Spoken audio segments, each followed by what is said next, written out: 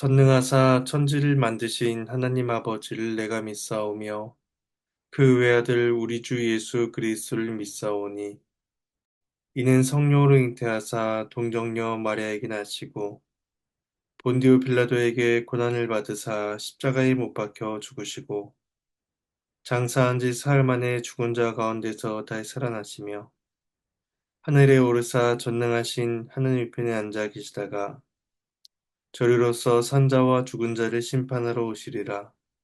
성령을 믿사오며 거룩한 공예와 성도가 서로 교통하는 것과 죄를 사해 주시는 것과 몸이 다시 사는 것과 영원히 사는 것을 믿사옵나이다. 아멘. 찬송가 292장 찬송하시겠습니다.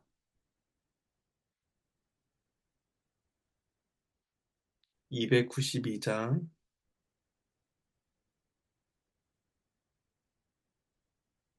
1절과 4절을 찬송하시겠습니다.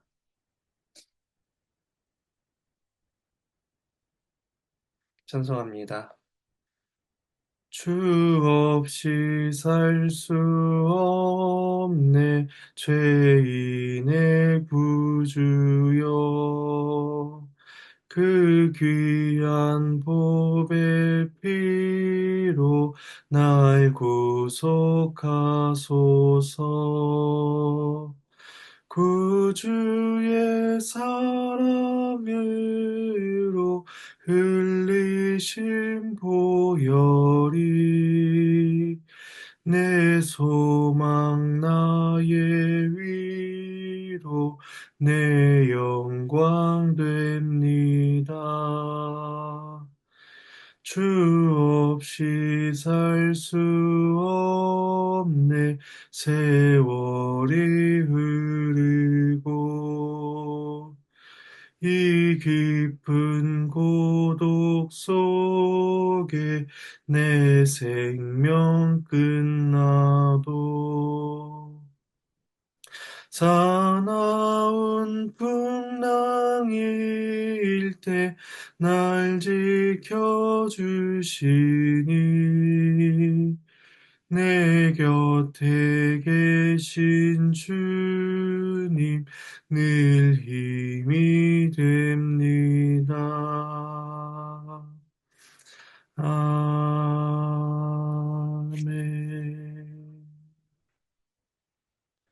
네, 잠시 기도하시겠습니다. 오늘 여호수아서를 보며 주님의 뜻을 구하오니 우리를 깨우쳐 주의 뜻을 분별하며 또 우리의 믿음과 삶에 적용할 수 있도록 성령 하나님께서 은혜를 베풀어 주시옵소서. 감사를 드리옵고 이 모든 말씀 예수님의 이름으로 기도합니다. 네. 네, 함께 보실 말씀은 여호수아 7장입니다. 여호수아서 7장 1절에서 15절까지 말씀입니다. 주의 말씀을 나누겠습니다. 앞서 6장은 여리고성 정복과 함께 매우 희망적인 표현으로 마무리되었습니다. 6장 마지막 절은 여호와께서 여호수아와 함께 하시니 여호수아의 소문이 그 온 땅에 퍼졌다는 것입니다. 이것은 이후에 있을 가나안 정복이 쉽게 진행될 것 같다라는 기대를 갖게 합니다. 하지만 이러한 기대와 달리 7장은 죄와 교만으로 시작됩니다. 그리고 이스라엘은 전쟁에 패배합니다. 본문이 이를 통해서 하나님의 나라를 세워가는 일에는 언약 백성으로서의 정체성과 그 거룩함이 필요하다는 사실을 우리에게 가르쳐주고 있습니다. 1절 말씀을 봉독하겠습니다. 이스라엘 자손들이 온전히 바친 물건으로 말미암아 범죄하였으니 이는 유다 지파 세라의 증손 삽디의 손자 갈미의 아들 아간이 온전히 바친 물건을 가졌음이라. 여호와께서 이스라엘 자손들에게 진노하시니라. 1절은 그러나라는 접속사로 시작을 합니다.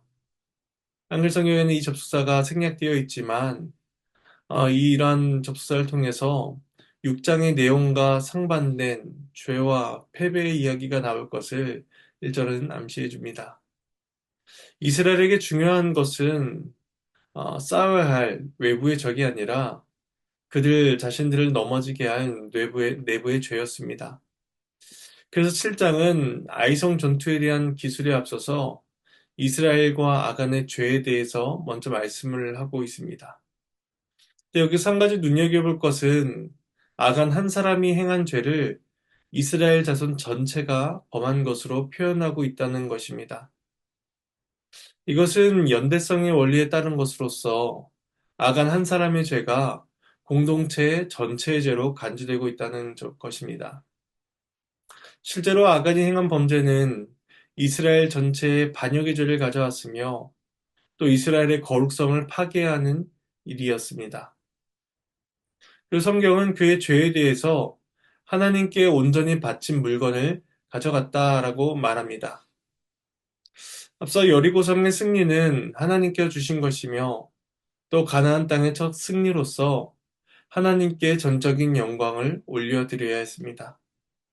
그래서 그 방법은 여리고 안에 있는 어떤 것도 취하지 않고 모든 것을 멸절시키는 것이었습니다. 하지만 아간은 그것을 훔침으로써 하나님의 거룩하심을 침해하고 이스라엘과 언약을 맺으신 하나님을 모독하는 그런 죄를 범하고 맙니다. 1절에서 범죄하였다라는 이 히브리어 단어 말은 신실하지 못함에서 비롯된 배신적인 행위들을 의미합니다. 그래서 레위기 5장 15절에서는 하나님의 거룩한 성물을 범한 행동을 이 마을이라는 단어로서 규정하기도 합니다. 그렇다면 아간의 행위는 하나님과 맺은 언약을 어기고 또 하나님의 성물을 취한 죄와 같다라고 그렇게 볼 수 있습니다. 이로 인해서 하나님께서는 이스라엘에게 노를 발하십니다. 2절에서 5절까지 말씀을 봉독하겠습니다. 여호수아가 여리고에서 사람을 베델 동쪽 베다인 곁에 있는 아이로 보내며 그들에게 말하여 이르되 올라가서 그 땅을 정탐하라 하매 그 사람들이 올라가서 아이를 정탐하고 여호수아에게로 돌아와 그에게 이르되 백성을 다 올라가게 하지 말고 이 3천 명만 올라가서 아이를 치게 하소서. 그들은 소수인이 모든 백성을 그리로 보내어 수고롭게 하지 마소서 하므로 백성 중 3천 명쯤 그리로 올라갔다가 아이 사람 앞에서 도망하니 아이 사람이 그들을 36명쯤 쳐 죽이고 성문 앞에서부터 스바렌까지 쫓아가 내려가는 비탈에서 쳤으므로 백성의 마음이 녹아 물같이 된지라. 이스라엘 죄는 진짜 아간의 범죄뿐만이 아니었습니다. 그들은 아이성을 정복하는 데 있어서 매우 교만하게 행동합니다. 자신들의 힘으로 충분히 아이성을 공략할 수 있다라고 생각하며 하나님의 도우심을 구하지 않았던 것입니다. 여호수아조차도 하나님의 뜻을 구하는 모습이 나타나지 않습니다. 전쟁을 계획하고 전쟁을 준비하기에 매우 바쁘고 분주합니다. 하나님께서는 이스라엘 안에 있는 죄를 바라보시며 노를 바라시는데 그들은 하나님의 뜻에 무지하였습니다. 그들 안에 있는 죄에 대해서도 무지하죠. 하나님의 뜻에 대해서 무관심하니 자신들이 하나님 앞에 어떻게 서 있는지도 무관심한 것입니다. 여호수아는 아이성에 정탐꾼을 보냅니다. 정탐을 마친 자들이 돌아와 여호수아에게 매우 낙관적인 보고를 합니다. 그들은 소수이니 모든 백성을 보내어 수고할 필요가 없다라는 것이었죠. 그들은 앞선 여리고의 승리가 마치 자신들이 수고한 노력의 결과인 것처럼 지금 말하고 있습니다. 또한 전쟁의 승패가 백성들의 수요와 또 수고에 많고 적음에 달려 있다라고 생각하고 있습니다. 결국 정탐을 마치고 돌아와 보고하는 그들의 보고는 낙관적인 보고였다라는 평을 내리기보다 매우 불신앙적이며 또 반역적인 보고였다라고 평가할 수 있습니다. 그들의 정탐 행위 자체가 잘못된 것이 아닙니다. 정탐의 동기와 태도 또 이후의 평가가 잘못되었던 것이죠. 정탐꾼들은 3천 명 정도 소수로 올라가자라고 제안했고 그 제안대로 3천 명 정도를 아이성으로 올려 보냅니다. 하지만 도리어 36명 정도의 병사를 잃고 도망하게 되죠. 전쟁에서 36명의 전사자가 생겼다는 것은 그렇게 치명적인 타격이었다라고 할 수는 없을 것입니다. 그럼에도 이스라엘의 마음이 녹아서 물같이 되며 자중질환에 빠졌다라는 것은 그들이 얼마나 느슨한 마음으로 이 전투에 임했는가를 보여줍니다. 그리고 또한 마음이 녹았다는 것은 앞에서 가나안 민족들에게 사용되었던 표현으로서 이스라엘이 가나안 민족과 같은 세속적인 상태에 있었음을 보여줍니다. 가나안을 정복해야 될 자들이 도리어 가나안 민족의 입장이 되었던 것이죠. 이어서 6절에서 9절까지 말씀을 봉독하겠습니다. 여호수아가 옷을 찢고 이스라엘 장로들과 함께 여호와의 궤 앞에서 땅에 엎드려 머리에 티끌을 뒤집어 쓰고 저물도록 있다가 이르되 슬프도소이다 주 여호와여 어찌하여 이 백성을 인도하여 요단을 건너게 하시고 우리를 아모리 사람의 손에 넘겨 멸망시키려 하셨나이까. 우리가 요단 저쪽을 만족하게 여겨 거주하였다면 좋을 뻔하였나이다. 주여 이스라엘이 그의 원수들 앞에서 돌아섰으니 내가 무슨 말을 하오리이까. 가나안 사람과 이 땅의 모든 사람들이 듣고 우리를 둘러싸고 우리 이름을 세상에서 끊으리니 주의 크신 이름을 위하여 어떻게 하시려 하나이까 하니. 예기치 못한 패배를 겪은 여호수아와 장로들은 옷을 찢고 궤 앞에 엎드려 티끌을 뒤집어 씁니다. 옷을 찢는 것은 찢어지게 아픈 마음의 그런 슬픔과 고통의 상태를 보여줍니다. 머리에 티끌을 뒤집어 쓰는 것은 겸비함과 비천함의 표현입니다. 그리고 궤 앞에 엎드리는 것은 여호와 임재 앞에서 은혜와 도우심을 바라는 것이죠. 여호수아는 절체절명의 순간에 여호와를 찾습니다. 여호와는 자기를 찾는 자들을 외면치 아니하시고 긍휼을 베푸실 것이기 때문입니다. 여호수아의 탄원은 어찌하여 이 백성으로 하여금 요단을 건너게 하셨습니까? 라는 이 말로서 시작을 합니다. 요단을 건너지 않고 요단 동편에서 거주하는 게 더 좋았을 것 같습니다. 라는 이 여호수아의 말은 광야 시절에 애굽에서 나오지 않고 그곳에서 머무르는 것이 더 좋았을 것입니다. 라고 불평하던 출애굽 1세대의 그러한 말과 매우 유사해 보입니다. 하지만 여호수아의 태도가 출애굽 1세대의 태도와 완전히 동일한 것은 아니었습니다. 분명 여호수아는 하나님을 경외하는 가운데 현재 이스라엘이 처한 슬픔을 토로하고 있는 것이기 때문입니다. 그래서 8절에서 이스라엘의 원수들 앞에 돌아섰으니 우리가 무슨 말을 할 수 있습니까? 라고 이제 여호수아는 현재의 상황을 보면서 하나님 앞에 탄식하고 또 탄원하고 있는 것입니다. 그러면서 여호수아는 두 가지 사실을 우려합니다. 첫 번째는 9절에서 이스라엘의 패배로 인해서 가나안 주민들이 용기를 내어 이스라엘에게 대항할 수 있게 되었다는 것입니다. 실제로 아이성 패배 후에 가나안 민족들이 연합군을 형성하여 이스라엘 대적하려는 그런 움직임이 이후에 9장에서 나타나고 있습니다. 또 여호수아가 우려한 두 번째는 이스라엘의 패배로 인해서 하나님의 이름이 회방받게 되었다는 것입니다.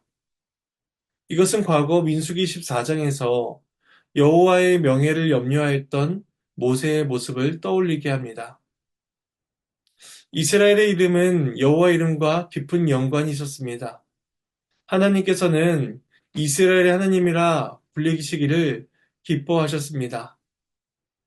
그래서 여호수아는 이스라엘의 이름과 하나님의 이름을 깊게 연관시켜 말하면서 하나님께서 지금 개입하셔서 이스라엘에게 긍휼을 베풀어 주시기를 기도합니다.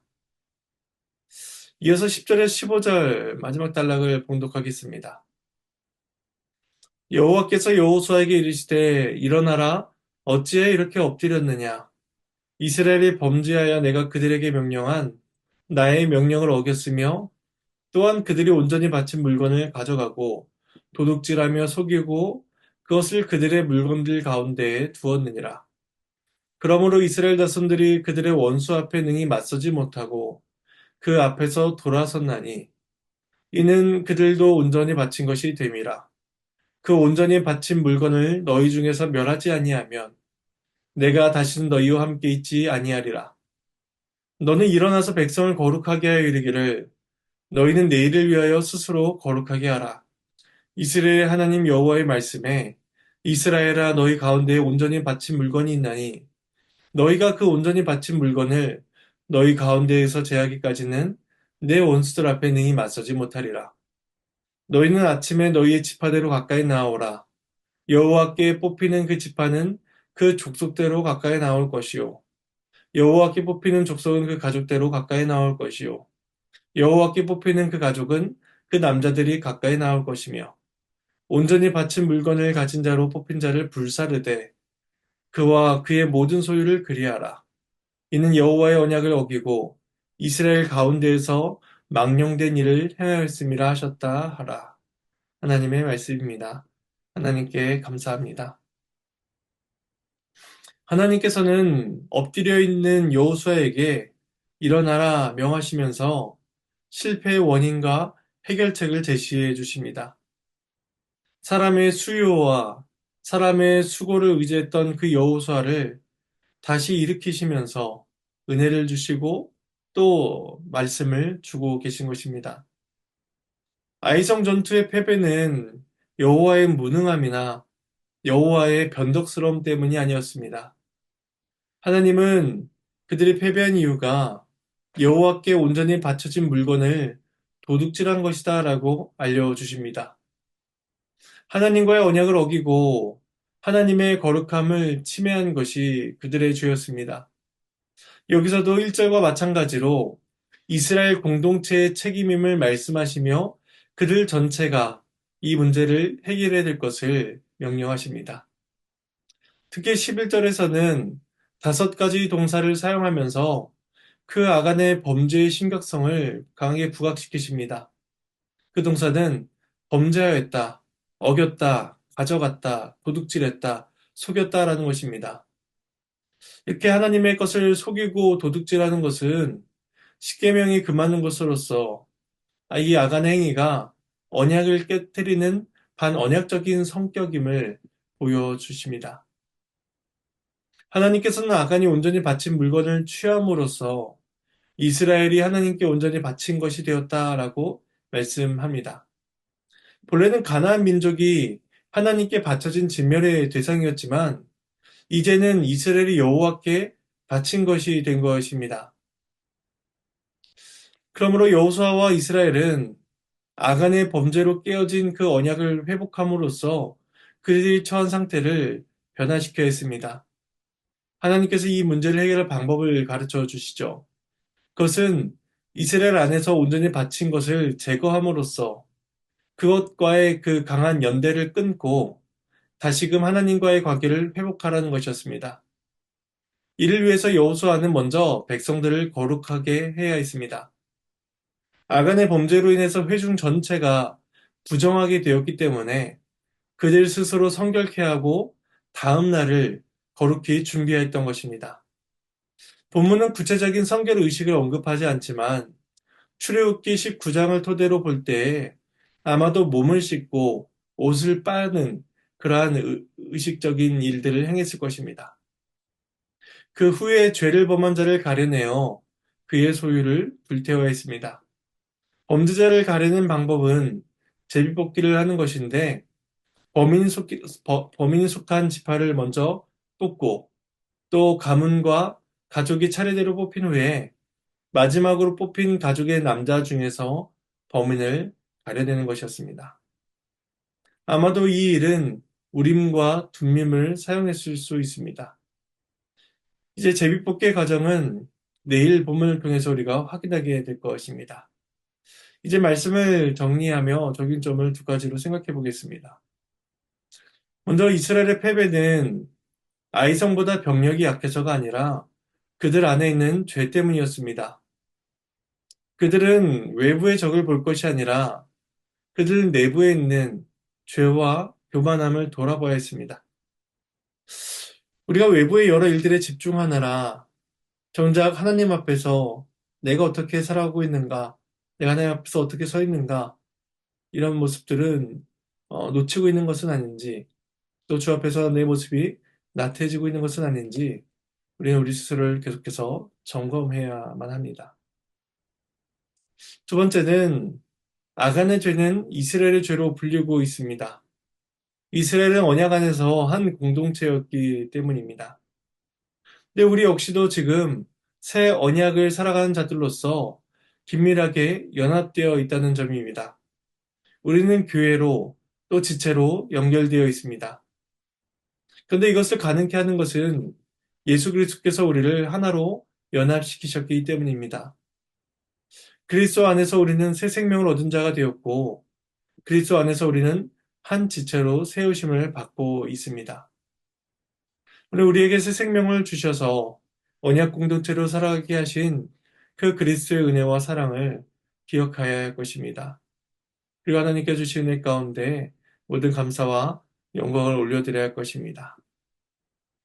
이제 주님께서 가르쳐 주신 기도로 함께 기도를 고백하고 마치겠습니다. 하늘에 계신 우리 아버지여, 이름이 거룩히 여김을 받으시오며 나라가 임하시오며 뜻이 하늘에서 이루어진 것 같이 땅에서도 이루어지이다. 오늘 우리에게 일용할 양식을 주시옵고 우리가 우리에게 죄 지은 자를 사해 준 것 같이 우리 죄를 사해 주시옵고 우리를 시험에 들게 하지 마시옵고 다만 악에서 구하시옵소서. 나라와 권세와 영광이 아버지께 영원히 있사옵나이다. 아멘.